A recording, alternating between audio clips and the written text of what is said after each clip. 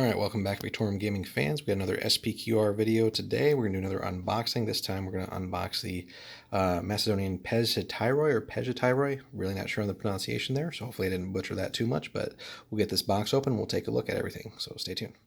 Alright, we're back. We got everything open up, so you do get 12 of these Pezhetairoi in the box, and really it's just the standard Macedonian phalangite that basically comes in any of the similar boxes for Hail Caesar, so they're just really giving you 3 sprues of that, 4 on a sprue. They do make, basically, there's 4 different poses, so basically straight up, slightly forward, and increasingly basically pointed straight at an enemy. So you do want to be careful on how you're building those, but all plastic for the unit. They do give you 15 bases, so you always get some extras there, which is nice. Some transfers. There's other aftermarket ones though too if you don't like that design. And then we get our card here. So again, every actually SPQR packaged box does come with a stat card, which is cool.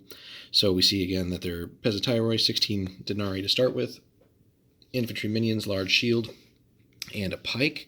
And of course they are going to be basically the mainstay of your Macedonian forces, unless you're really going for like an all cavalry type list. But really cool stats, rock solid infantry, so +2 melee, 2 dice, okay agility, but that's not going to come up too much for these guys. Bravery +2, no armor to start with, but generally you do want to upgrade these guys. So they have the option to buy Linothorax, which will probably be your most common one for 5. Basically gives you +2 armor, but slows your movement a little bit. If you want to go sort of full-on tank mode, a cuirass for 10 denarii each gives you +3 armor, but really slows you down. Helmets, again, if you just want to go light armor, is the cheapest upgrade there. Swords is a good idea because if you do lose a round of fighting, they do carry pikes, so if you do lose a round of fighting, those pikes can't be used anymore for that melee, so then you're just basically with your fists. So swords as backup is definitely something to consider. And then fairly typical, you can buy a horn and or a standard for 10 and 25 denarii respectively. And they do have the phalanx rule, which when timed properly really makes these guys even tougher to shift. And with pikes, they're just absolutely deadly to cavalry. So, and again, as it was historically, if you can keep your enemy to the front of you, you're going to be just fine.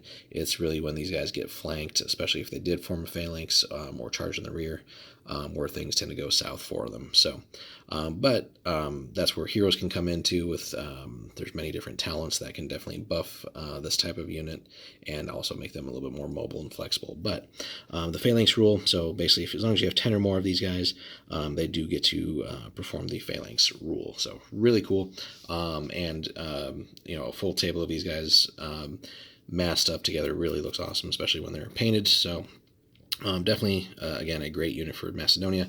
And any Macedonian generals out there, whether you're playing heads up or just in a campaign, really, really cool to grow your warband with these guys. So that's been another video for SPQR. If you liked the video, go ahead and give us a like and a subscribe if you haven't already, and then stay tuned for more SPQR content.